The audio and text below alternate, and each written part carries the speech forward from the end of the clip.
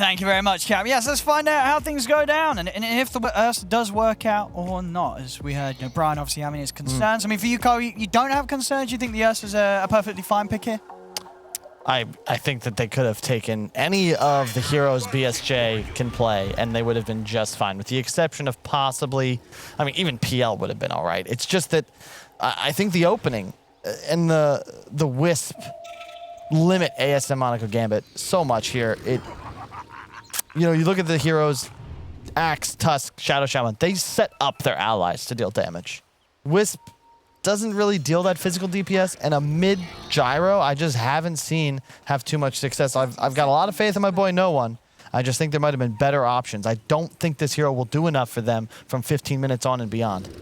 Sure. I mean, the hero, of course, it did get buffed, but not in any sort of way that you feel is going to sort of change the outcome of a gyro versus Storm in the mid lane.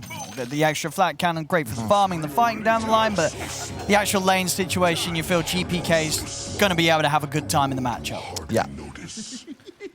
It's just, I mean, you can even just compare the stats. Gyro, 48 plus 2 damage. Storm, 58 plus 2, 6 armor. Gyro, also 6 armor, sure, but he has to start with the Quelling Blade. That's how big this last hit disparity is.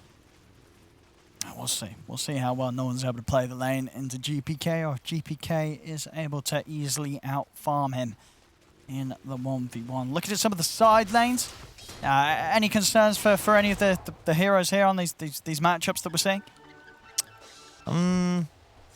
I think bottom can get real spooky. It is a Shadow Shaman, one of the better laning 4 positions, but Undying is just so scary in this sense.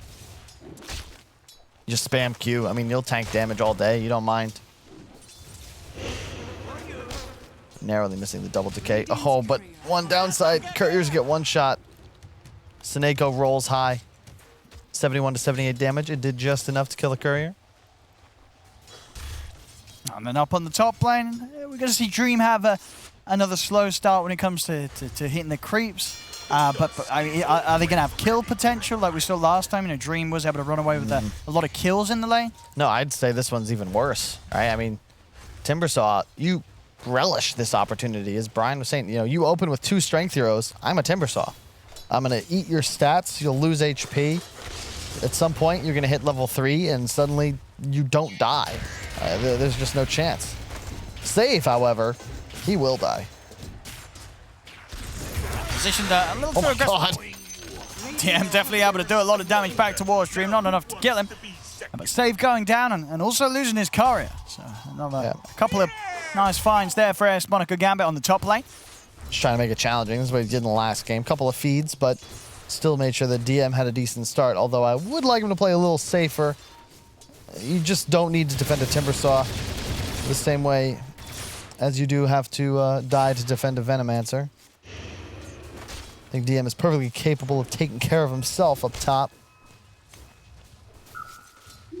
We're seeing on the other lanes, the mid lane farm, pretty even so far between the two of them.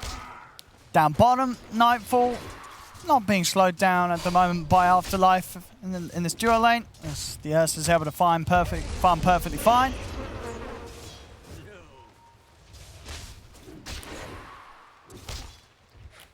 And so far, so good, though.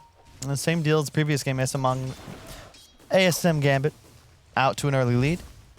But we'll see how they're able to utilize it as this game continues. We'll see Afterlife actually giving Nightfall quite a bit of a chase here. Nightfall is able to pick up the Ring of the Health from the side secret shop, and he does still have the Fairy Fire. He's going to go for the TP out. He's still with level 1 on Monaco. Not any catch to put a stop to that. So he's back to the lane. And now with the Ring of Health, he's going to be a lot harder to try and harass out of this area.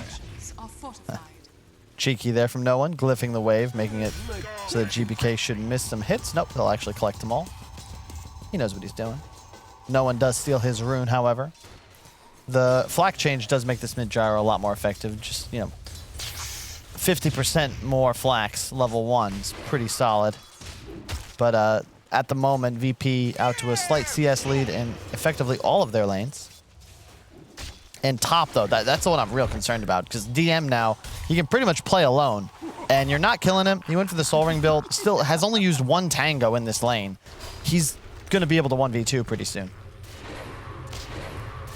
We'll see bottom lane.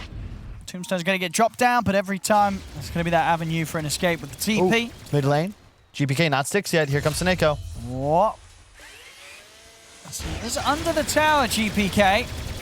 TP's coming in. A lot of damage with the rocket rush. It's not enough. GPK actually able to get out as they didn't quite have enough there with even with the level 3 rocket barrage.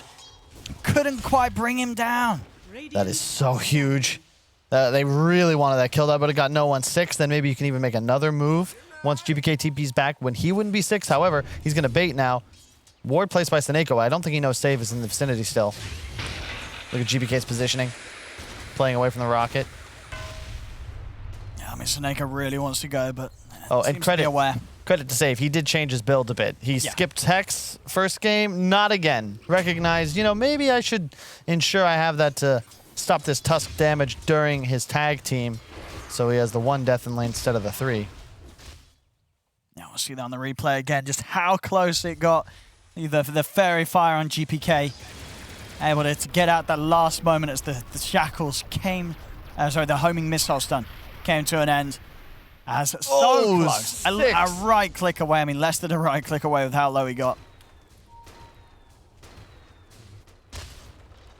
A crucial time, though, to make sure he doesn't go down. And his farm continues to be an even trade. No thing's said and done. The mid matchup, you know, no one has done very well as the Gyro. 35 for 8 against the 32 for 2. He's got a lot out of this, so no one has got a pretty solid game ahead of him as this Gyro that's had free farm in the mid lane, and of course that solo XP as well. Save, man. Just stay away from mid lane. Gonna get in onto GPK, see if they have the damage this time round.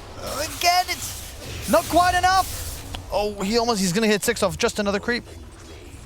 I mean, 2 times now where they've got so close to bringing him down, and it's just not enough. GPK's able to live. That's got to be mildly frustrating there for AS Monaco Gambit. That's putting it mildly, and that's just brutal. You need this Gyro to get ahead. It is not a good matchup as this game gets later, and GPK even grabbing the DD rune. Won't even check. Okay, he'll check for the bounty, but now he'll know Tusk has grabbed it. They're going to hunt him. There we have it. Zip. Close in, set up with the slow. They've got the stun. First move here from GPK will warrant him a kill. Got to be happy with that. Feeling very good. Bottom, there, here comes the rotation. Level 6 on Afterlife, level 6 on the Gyrocopter. Nightfall, not super thrilled with how this lane has gone. Axe just continuing to pull the lane. He is free farming under tower, but now he's going to feel a bit spooked. Yeah, not quite having his level 6 either, so... And they want to punish this. Nice jukes here from Nightfall. He will show himself once again, but now TPs are coming in. Oh, cancelled. Ooh. Whoa. Was that a misclick? I have no idea. It must have been. Cancelled by choice. No one was in position to forcefully cancel the TP, so they decide to bail on Nightfall. I mean, he'll hit the 6, but with 4 heroes down here, he is looking very, very dead. Wow. It will manage to take him down. I mean, maybe the decision was made, even if you do throw another hero down there, unlikely you deal with the 4 of them. It's an Undying with Tomb, though. I mean, did someone else, I mean, I guess they don't want to bring DM out of there, but if DM TPs, that whole move is done for. But at the end of the day, you will lose an Undying, or an Ursa, but they're not going to push. But now they'll bring the Timber. He has secured top tower. No more objective to be taken, so now you move out and take the lane most likely to be ganked into. That dive would not work were it DM bottom. Is that... What item is no one going? Drums. Okay, so this typical aggro Gyro build treads into drums. No, he's going to have good timing on it. Fits the pace of the game that he wants to play, as they are going to look for the fights, AS Monaco Gambit. Make sure they can brawl as much as they can, whilst the Ursa is on that stage of the game where he's still on that long build-up of the first major farming item. Yeah, this game is... Afterlife's going to be going phase, rushing the Blink. Okay, makes sense. And this whole game comes down to, do you trust in Wisp, right? Because Virtus.pro's lineup is very straightforward. It lifted straight from EG's playbook, you ask me. No armor stacks. But the overbearing magical damage they've got. DM, he's getting low. Actually, not low enough. He's able to get the chain off. DM actually going to survive another sort of full brunt of the attack coming out from AS Monaco Gambit that isn't enough to get the core kill. It will find save, but just struggling to find these cores. Couldn't kill, you know, the mid lane. Gotta be careful. Storm off a few times. GPK now. DM, he's healed up quite a bit. What? See if they've got enough damage this time round. As they're chasing it, they will find it. Where is the Undying? Kingslayer, my man, he no didn't teleport. have a TP. No teleport, and this is why, TP. even if you die bottom, I actually think he had to just be in that area, right? Like, why isn't Undying here? This hero doesn't push waves, he fights. They are diving your tier 1s, they are killing your allies. Move. Oh, it's definitely been a bit costly for VP down on that bottom lane. AS Monaco Gambit now a 2k lead with the moves that they've managed to make down there, taking the tower. That's huge, and that you really don't want that to happen. Because Timber, that's his space, that's where he wants to play. And he's far more effective if he's allowed to pressure the Gambit side of the map. You want him to die behind tier 1. You know, forcing 4 heroes to rotate, but that lack of tower now makes the map much less safe for Nightfall. And he's going to retreat to his own jungle. How's that timing looking on Nightfall? Yeah, through top 3 net worth, now all dire heroes. He's sort of away from the Battle Fury. Once he has that, we'll have the opportunity to farm at a pace that will help catch up. Of course, Io and Gyro, though, still 2 heroes with excellent farming capabilities down to their abilities alone. It's the smoke up from VP. See if they can get a jump. It's a little tricky, though, as Monaco Gambit are prepared underneath the tier 1 tower. And GPK, he's going to try and make a move. Set things up onto Immersion, and they will burst him quickly, efficiently. They got him. Houston, they have handled the problem. Everything dropped, including the tombstone. Yeah, that means the mid tower is almost certainly done for. You don't have the team fight right now to fight into tomb, which is the main reason I took issue with Kingslayer's movements, because his presence forces ASM Gambit to go somewhere else. Look at the stacking. Although that looks a little more impressive, I think, with the way we have that scaled. 3 stacks was represented as a lot more impactful than 1. I mean, although we saw a group effort there, all members of the team on AS Monaco Gambit doing their part to set up the jungle for Dream, and for no one, I would imagine, as well. He's probably taken some of the stacks. Just thinking about it.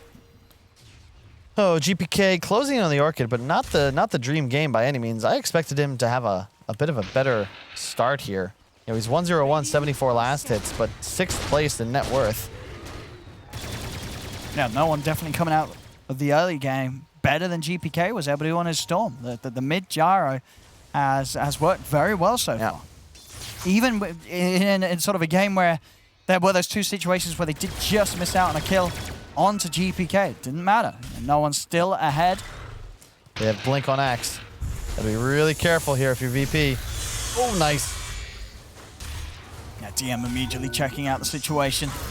Making sure there's no chance for AS Monaco Gambit to get that jump. I say that though, Afterlife still able to find a way over.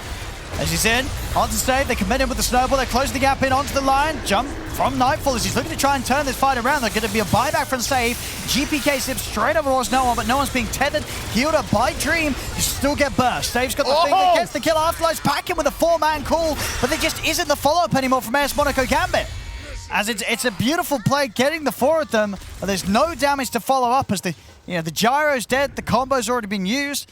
AS Monaco Gambit, they've got to back off as the buyback from save will set up for VP to turn and get 2 kills in response. Oh, and I was ready to, I mean, that's why you're the expert, because I almost started screaming about Seb. But yeah, there was no follow-up whatsoever, and the 4 heroes are like, oh, okay, that was cute, and they just kill 2 extra. You can see the initiation isn't bad, but it's away from the wards and the tower, and all of a sudden, once again, that tomb goes down, all attacks onto it, yeah, sure, you take it out, but the damage is going onto the Timbersaw. That target doesn't die, all of a sudden no one's in trouble, and we again look at this Carry Wisp. What is his impact? Big taunt, but then what? Tusk Rasta, we discussed it. There's no damage. All of these 4 heroes, it's a setup for damage, and no one is dead. And by that I mean no one. The gyrocopter is dead. It was. If he was alive, there would have been a completely different situation, but he'd already been dealt with, and the kickback there from VP. And Timber with the hood and the arcane soul, like he's just so strong. He does not die. Orchid soon to be complete on Storm as well. He's running right back to base to grab it.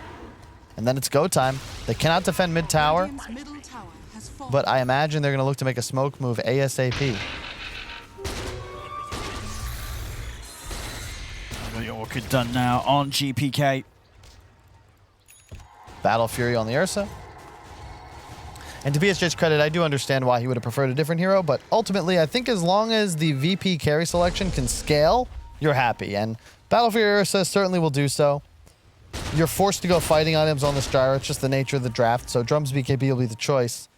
But it's a very similar situation as the previous game. This is Storm Ursa going accelerating items. A Timber Saw offlane compared to an Axe. Their damage output will be exponentially greater as this game continues. ASM Gambit, they need to just win every single fight from here on out. And with the Orchid reveal, this next one will be challenging.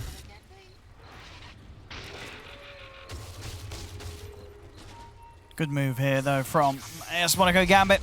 Keeping themselves close together, knowing there's a high chance that VP were on the hunt. And in fact, looking to kick back at them as they're going to come in with their own smoke. AS Monaco Gambit. Nightfall is pushing out top alone. If they can catch him on his way out here, as they've got a good read of his position. They're in with the jump, the follow-up Hex. They're going to have the lockdown, and there's no chance of anybody getting anywhere close to be able to give Nightfall the chance of getting out of there. So Kingslayer drop down the tombstone. VP are going to still try and fight back despite losing the Ursa. They've got the control and damage to take down Soneko. Really nice tombstone positioning. If you get it into the pit, there's no chance Gyro can pick it off. But this time, Gambit wisely do not contest the area of the map that Virtus.pro are looking to turn and fight you in. It's, you know, anybody who's seen The Patriot should know, or The King. There's a lot of movies with the same concept. They send out the initial forces, fake the retreat, and the reinforcements are there, ready to kill you. Did you just spoil those movies, or is that not a key part of the story? I don't know. I've not seen these movies. You haven't seen it either? No. Well, I don't need to now. You told me the plot. He's in the jungle. Did he finger him? He did. Save. Oh, no, he didn't actually. No, he cancelled it. He held back after the initial animation. Okay, credit. I mean, Temptation definitely would have been there for the stack, but you're right. Hey, You know, still level 1, very long cooldown. You've got to save when it's needed. Pretty cool, though, because maybe you don't know. Maybe you're like, oh, I got fingered. And then you check your combat log. Or maybe you don't know how to do that. Like, no, that's true. If you don't check the combat log there, they could be making the call that fingers down. You're right, no. But these are professional players. I'm sure they You'd be surprised what professional players can get wrong. Oh, we'll see. If maybe in the next fight they're going to get caught out by a surprise finger. If they assume it's on cooldown. I mean, very risky to do that. I guess you have a very small frame where the actual visual animation's out, but obviously the damage hasn't been done, so you can pull it back. I mean, think about it. There's a lot of people watching right now who are thinking to themselves, I've never left an Aegis after I killed Roshan. I've never had an item destroyed, but, you know, not everybody can say that.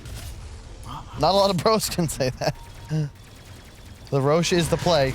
Very easily done when the Timber can tank it with the assistance of the Tomb, but you got to be careful. If they fight into Tomb, it's tough. If you wait for it to fade, it's very Gambit favored. BKB reveal. No stacks on the Timber. Careful. They're trying to get in on this. They'll make the jump after Lifesteal. They get the taunt off. Roshan's going to go down to VP. Can VP pick it up in time? No, they can't. As AS Monaco Gambit, they're able to get the snatch. Afterlife picks it up on the Axe. They've got the Hex control onto Nightfall as they bring down the Ursa. It's 3 dead on VP. As AS Monaco Gambit get in at a perfect time. Afterlife able to taunt Nightfall, hold him in position, stop him from being able to pick it up.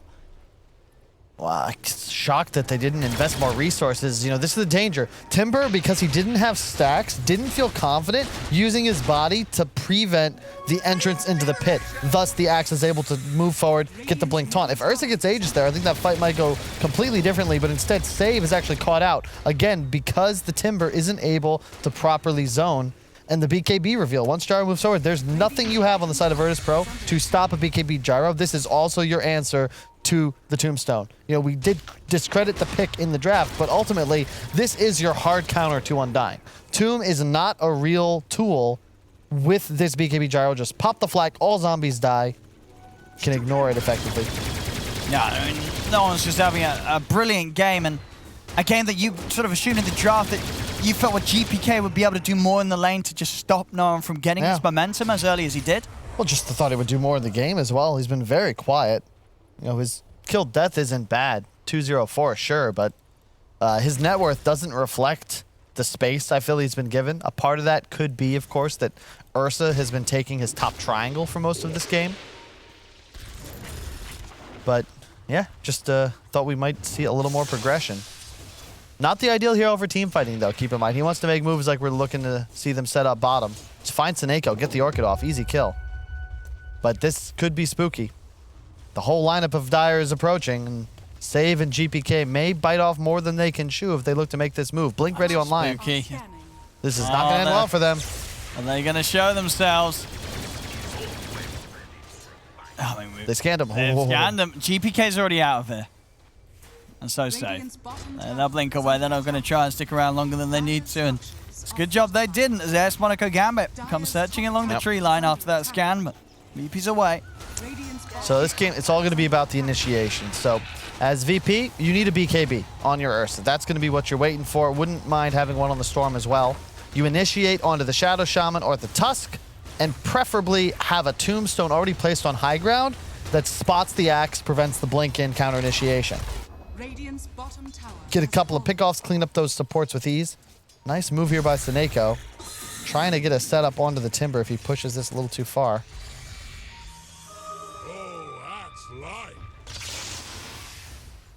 Save. He's going to go for this. They've got GPK close enough to zip in, finger down. Are they going to be able to bring him down? They will. They drag him back into the Remnant. He'll fall. We'll see what S Monaco Gambit can get in return. Save. It just evaporates there to the damage from the two of them. I love that play from VP. Like, they just forced a full rotation to a dead part of the map. Meanwhile, Nightfall's been farming this entire time. Remember, that gold lead? That was 4K a couple minutes ago. And all that's changed since then was VP losing a tier 2. But the XP gap, the gold gap, has closed little by little as they start to outfarm on the map. That Battle Fury is starting to pay dividends. BKB soon to be completed as well. And then the Ursa gets threatening. Sure, because in these fights with the BKB up, AS Monaco Gambit, they're just not going to kill a BKB Ursa, right? No. They can kite him a bit, and that's going to be their choice, I would imagine. But we shall see. No one going for the Sanjin Yasha next item.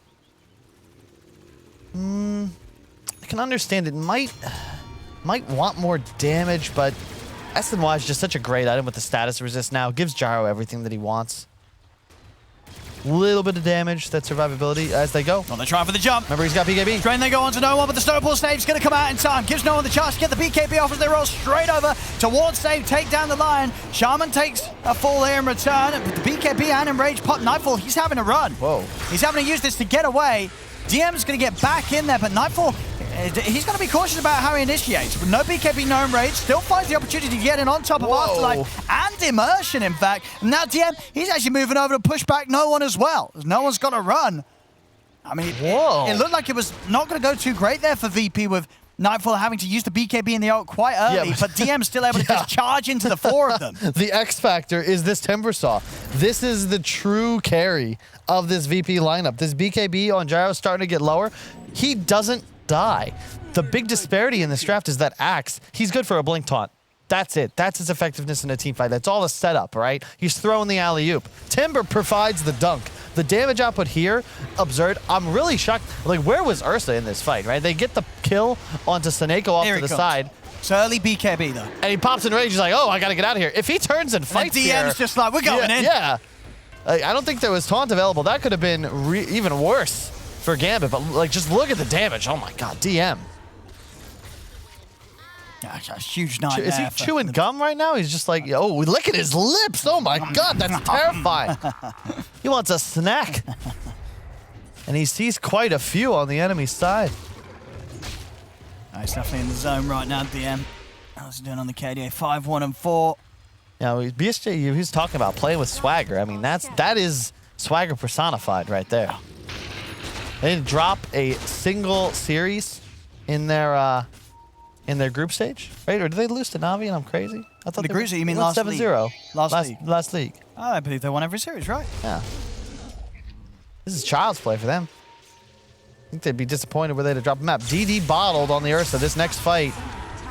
They want to get him a Blink Dagger before it starts if possible.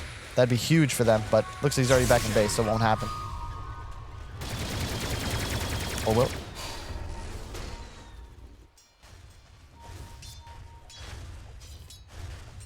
I like the choice to go Blink instead of Sanjay. You already have another hero that can provide initiation for you with the Lion. You have the Storm. So you want this ability to go from a screen away, immediately, boom, all your heroes ready to rock and roll. DM, no stacks, got to be careful.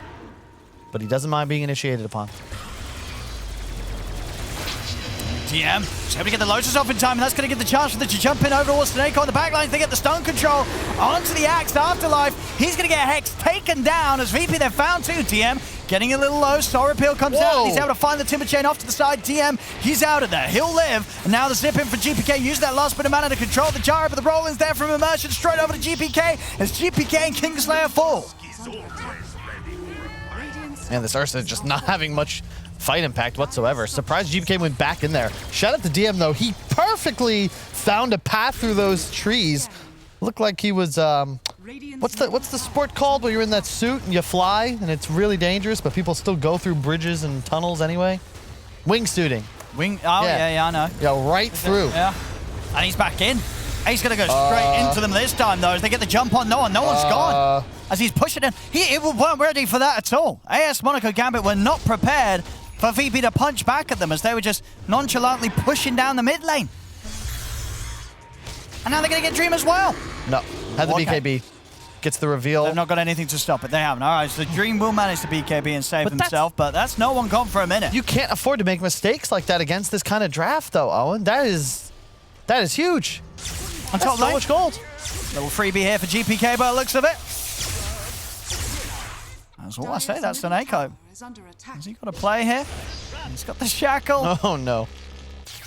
But ultimately still dead. It could have been cool. He was trying to get one more glimmer off, but unfortunately GPK did so much damage that it was not possible. Shout out as well. Core players, take note. Buy your own dust. Don't ask me for it. Buy it yourself. Get some solo kills. Be a good Dota player. We're safe. Cannot be saved. No, he was chilling there. I mean, obviously we're relying too heavily on the shard upgrade of his mana drain. Feeling invincible with the spell immunity, but of course lots of ways to work around that spell immunity. Here we go, smoke up from AS Monaco Gambit. Look at the strike while Save is down. And VP no. So they're out of there. DM pushing out top. Spidey Senses was right on top of a ward. Has his own shard. You see the flamethrower going off.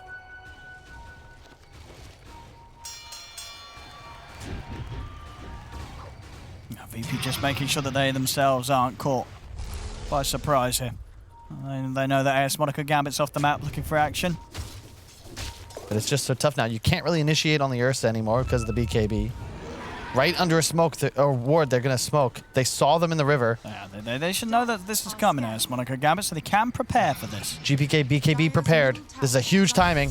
They're going to drop the wards. They're going to open it onto DM, but already on the backlines. Nightfall's going to find the commitment on towards Monaco. As they jump straight away onto the Shaman, they'll bring him down. Now they turn over towards the Axe. Nightfall in, and with the burst for save, they'll bring down the Axe. 2 buybacks immediately coming out from AS Monaco Gambit. They're going to look to try and turn this one around. Nightfall will fall, jump from onto the backline. They're starting, gets the 2 of them, catches Dream, catches no one. GPK is out of mana. DM still continues to fight. He's incredibly low HP, but they can't quite finish him off. He's still got the burst available. Afterlife finally able to find the dunk to bring him down. No one up on the high ground. Will fall. A save brings him out.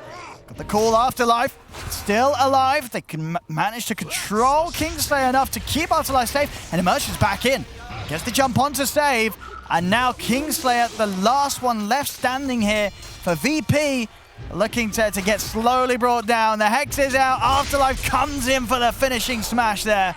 as AS Monaco Gambit bring down the entirety of VP with some smart buybacks. Yeah, they did lose 4, though. It looks a little deceiving, but do keep in mind that was on a double buyback required. So really a 4 for 5. Gold spent probably evens things out. The XP will go in ASM Gambit's favor. That fight really well executed by VP, but DM unfortunately just did not survive long enough to finish off those low HP heroes. He very narrowly could have just killed Immersion. I think if he Lotus Orbs himself, maybe that removes Battle Hunger in time to prevent the damage output. But either way, real close. Love the decision to go Solar Crest. Also, we talk about it. They don't have much damage. It's all about boosting up the gyro. So he's putting that on him nearly every fight. But I'm still a bit spooked. DM, that Shiva's coming up next. It'll be a very scary item to have to deal with. Nightfall also not really dealing too much damage, it feels like. Have not felt his presence. Has his own shard now. Yeah, most of the damage has really been down to DM and GPK getting the jump before the BKBs come out. A little harder to do that now, though, with the butterfly complete on no one. That's nothing to fight through this evasion. I was hoping we'd see that. That's a perfect item choice in this spot. Storm can't really itemize against it. He's too underfarmed to be thinking about a Bloodthorn anytime soon. And Ursa, you know, he already just committed to the Sange. MKB will not be in the cards for some time. And now not only the gyro with evasion done, Halberd complete on stream. So now got 2 cores that at this stage of the game are going to be very hard for VP to take down in these fights. This is a great itemization.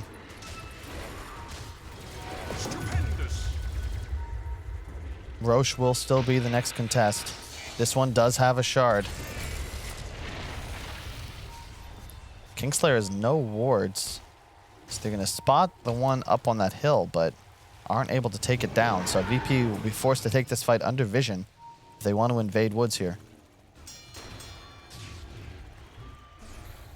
Yeah, I gotta say, ASM Gambit looking pretty strong. I again point to the Storm net worth. Just doesn't feel like GPK. His scoreline is deceiving. He's 6-2 and 11, but it feels like one of those games that Storm just didn't have any space. This is very odd. Every single move's having to be made into the entirety of ASM Gambit. It seems as they're gonna step into the pit, drop down the wards. VP, can they time the jump? As Roshan's falling, they're going to try and get on the back lines. They found Immersion, they're able to burst him with a finger. Immersion goes down, buys back straight away. They do not want to give up this Roshan, ASM Gambit. I think they might have to. They blew the BKB for the buyback. That's a solo play right there. And Davey tries to jump in to get the steal. He's not going to be able to find it. They did, however, get the kill with the Chakram from DM. That's sick. So something there for VP. A lot of XP. But I'd really like to see them for future fights, you know, Timber players. Tell your team not to kill that camp. DM consistently is taking these fights with no stacks because he isn't able to tank creeps in the jungle before the engagement. And they've lost save, and there's an Aegis on the enemy side. So yeah, go straight up the high ground. So much sustain now, plus the evasion. No one will just smack this tower. Forces the glyph, but I don't think they're going anywhere here. I was just saying, with this butterfly Jara, Halberd, Io. Very hard to fight these cores right now. So what VP's got in them. Tier 3 down. Gonna have to make a jump soon. GPK. Whoa, he's straight into a stun! Oh, immediately gets caught there as he zips in. What got him? Was he straight into a missile? No, either way, he zipped in and he was caught out straight away. They're gonna buy back there on the 2 of them, DM and GPK. Was it it wasn't a pre-click hex? No, it was it it was the tether. It was the shard upgrade from the eye. The tether stun got him. It tripped him up, and now he's coming in with the buyback. Zips in, committed with the BKB. They're going to grab an immersion. They'll bring down the Tusk. Save will fall, though, and again, BKB from Nightfall having to be used to back off. He's on the back. They've got the control on DM. DM, he needs help. He needs it soon. The Lotus is out, but the Dunk's there. It's DM dieback. Out for 90 seconds. I think that's all she wrote, Owen. I mean, that's just it. I mean, they hit the timing. the Paladin Sword too for the extra read. Like, you're not killing them. As you said, double evasion against 0 methods of piercing it. And the BKB timing for VP, it was solid, but Afterlife, you know, he's always there to peel when necessary. That's 2 racks. And some Gambit, they're going to sweep around, look for a third. They just can't kill these cores right now. The Satanic done on no one. He's not going to die. Cheese still on Dream. These heroes, they just don't die. You can throw everything that you've got at them on VP's lineup. And down 15k, you've got to catch them completely on their own with the full lineup of your squad. Otherwise, there's just no chance of killing these heroes in a fight. Survivability seems to be the name of the game. Thought VP's cores would be too tanky, but it turns out this ASM Gambit just indestructible. They're looking to get him from behind, but I don't know if this is going to work. Safe pretty far away from the base. He has got a TP, so if he wants to rejoin the effort from the high ground, he can do so. Basher done on Nightfall, so a little bit of control, but still the damage is the big issue. He's just getting megas here. I mean, Nightfall's going in. Look at that Hex off in the finger straight away. They're focusing down Dream. Can they bring down this outside? The Dragon back. They've got the swipes building up, but the cheese is off. Dream back up to full HP. They turn. DM's down. Save as well. GG. Game over. As ASM Gambit will take this second game. And, I mean, you've got to be honest. It looks like Brian was indeed right. This Ursa pick just didn't have a great game, amongst many other things. But as the final pick, it just didn't have that oomph that VP kind of needed. As ASM Gambit, they crushed it. Their final pick, this mid